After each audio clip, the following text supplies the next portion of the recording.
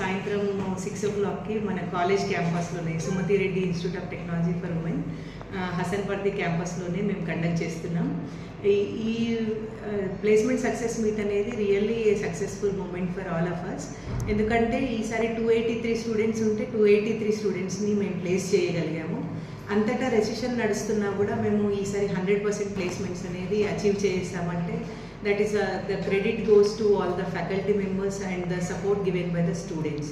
And we also appreciate all the parents for encouraging their wards to make this event successful.